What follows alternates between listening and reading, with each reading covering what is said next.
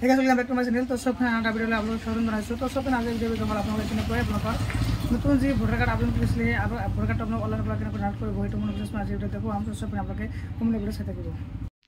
তো সবেন যদি আপোনালোকৰ ভোটাৰ কাৰ্ডটো হেৰাই গৈছে বা বেয়া হৈ গৈছে আৰু বা যদি আপোনাৰ নতুনকৈ ভোটাৰ কাৰ্ড আবেদন কৰিছিলে তো সবেন কেনেকৈ আপোনালোকৰ ভোটাৰ কাৰ্ড ডাউনলোড কৰিব।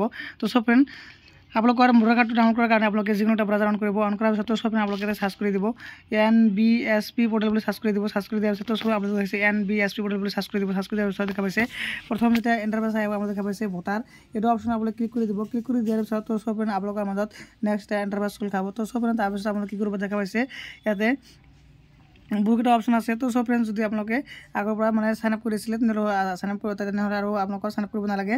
আৰু যদি আপোনালোকে সাইন আপ কৰা নাই তেনেহ'লে সাইন আপ কৰি ল'ব। তেনেহ'লে আপোনালোকে ইয়াতে কি কৰিব লগ ইন কৰিব। লগ ইন কৰি আপোনালোকে ইয়াতে লগ ইন বাটনত ক্লিক কৰি দিব। ক্লিক কৰি দিয়াৰ পিছত সব আপোনালোকৰ মাজত এনেকৈ ইণ্টাৰফেচ আহিব। অহাৰ পিছত সব আপোনালোকৰ যিটো নাম্বাৰ দিয়ে আপোনালোকৰ মোবাইল নাম্বাৰ ৰেজিষ্ট্ৰেশ্যন মানে ভোটাৰ কাৰ্ড ৰেজিষ্ট্ৰেশ্যন কৰিছিলে আপোনালোকে সেই মোবাইল নাম্বাৰটো বহাই দিব। বহাই কিনে আপোনালোকে কি কৰিব তাতে কেপচাৰটো সহজকৈ বহাই দিব। কেপচাৰটো মানে ইয়াতে মোবাইল নাম্বাৰটো আৰু আপোনালোকৰ পাছৱৰ্ডটো সহজকৈ বহাই দিব। বহাৰ পিছত সব আপোনালোকে কি কৰিব ইয়াতে দেখা পাইছে আপোনালোকৰ কেপচাৰ এই কেপচাৰটো আপোনালোকে সহজকৈ বহাব। বহাই কিনে আপুনি কি কৰিব দেখা পাইছে ৰিকুৱেষ্ট অটোপেত ক্লিক কৰিব। ক্লিক কৰাৰ পিছত সব আপোনালোকক 6 ডিজিট OTP আহিব। OTP অহাৰ পিছত সব OTP বহাই কিনে আপোনালোকে লগ ইন কৰিব। লগাই কিনে আপোনালোকে কেনেকৈ কৰিব লাগিব বাকীখিনি আপোনালোকে দেখাই দি আছোঁ। তো সব আপোনালোকে লগ ইন কৰাৰ পিছত আপোনালোকৰ এনেকৈ ইণ্টাৰফেচ আহি যাব। ভোটাৰ ছাৰ্ভিচ পৰ্টেল বুলি এনেকৈ অপশ্যন আহি যাব।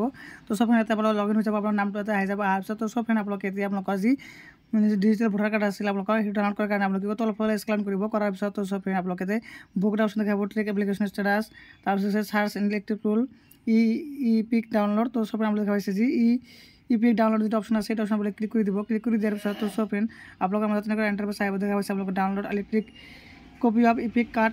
তো সব আপোনালোকে দেখা পাইছে ইয়াতে আপোনালোকৰ মানে যি ভোটাৰ কাৰ্ড ডাউনলোড কৰাৰ কাৰণে দুটা অপশ্যন আছে। এটা হ'ল ফৰ্ম ৰেফাৰেঞ্চ নাম্বাৰ আৰু এটা আছে আপোনালোকৰ ইপিক নাম্বাৰ।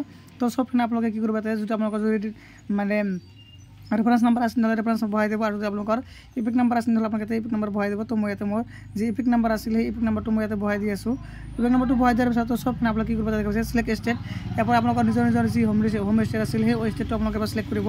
চিলেক্ট কৰাৰ পিছত সব আপোনালোকে কি কৰিব দেখা পাইছে চাৰ্চ বাৰ ক্লিক কৰি দিব। চাৰ্চ বাৰ ক্লিক কৰি দিয়াৰ পিছত সব তলফালে স্কেন কৰিব। কৰাৰ পিছত সব আপোনালোকৰ বেনিফিচিয়াৰীৰ নাম এটা আহি যাব। আপোনালোকৰ যাৰ নামত ভোটাৰ কাৰ্ডটো আছে মানে আবেদন কৰিছিলে তাৰ নামটো আহি যাব। হাজবেণ্ড নাম বা ফাদাৰ নাম আহি যাব। আপোনালোকৰ মানে সমষ্টি আহি যাব। মোবাইল নাম্বাৰ ইমেইল সকলোখিনি ডিটেইলছ আহি যাব। আৰু পিছত সব আপোনালোকে কি কৰিব তলফালে স্কেন কৰিব। কৰাৰ পিছত সব আপোনালোকে দেখা পাইছে চেণ্ড OTP। আপোনালোকৰ যিটো ৰেজিষ্টাৰ মোবাইল নাম্বাৰ আছিল সেইটো মোবাইল নাম্বাৰত এটা OTP যাব। আপোনালোকে মোবাইল নাম্বাৰটো কৰি দেখাই দিছোঁ। চেণ্ড OTP ক্লিক কৰিব। ক্লিক কৰাৰ পিছত সব আপোনালোকৰ ৰেজিষ্টাৰ মোবাইল নাম্বাৰত এটা OTP আহিব। এই OTPটো বহাই কিনে আপোনালোকৰ ইপিকটো ডাউনলোড কৰিব লাগিব। মই এইটো আপোনালোকক ডাউনলোড কৰি দেখাই দি আছোঁ। তো সবে মই OTPটো বহাই দিছোঁ। বহাই কিনে এতিয়া মই কি কৰিম ভেৰিফাই অপশ্যনত আপোনালোকে ক্লিক কৰি দিম। ভেৰিফাই ক্লিক কৰি দিয়াৰ পিছত সব আপোনালোকৰ যি আপোনালোকৰ ডিজিটেল ভোটাৰ কাৰ্ড আছিলে সেই ভোটাৰ কাৰ্ডটো আপোনালোকে ডাউনলোড হৈ যাব। তো ডাউনলোড ইপিক আপোনালোকে ক্লিক কৰি দিব। ক্লিক কৰি দিয়াৰ পিছত সব আপোনালোকৰ এই নাম্বাৰটো ডাউনলোড হৈ যাব। তো সব এনেকৈ যদি আপোনালোকৰ ভোটাৰ কাৰ্ড হেৰাই গৈছে বা আপোনালোকৰ ভোটাৰ কাৰ্ডটো বেয়া হৈ গৈছে তেনেহ'লে আপোনালোকে নতুনকৈ এনেকৈ ডিজিটেল যি ভোটাৰ কাৰ্ড আছিল আপোনালোকে অনলাইন পৰা ডাউনলোড কৰিব পাৰিব। তো সব আশা কৰোঁ আপোনালোকৰ ভিডিঅ'টো ভাল লাগিছে। তো সব যদি ভিডিঅ'টো ভাল লাগে মোৰ ভিডিঅ'টো লাইক কৰিব, শ্বেয়াৰ কৰিব আৰু এনেধৰণৰ সদায় নতুন আপডেট পাবলৈ মোৰ চেনেলটো ছাবস্ক্ৰাইব কৰি নাপাৰিব। থেংক ইউ ফৰ ৱাচিং মাই ভিডিঅ'।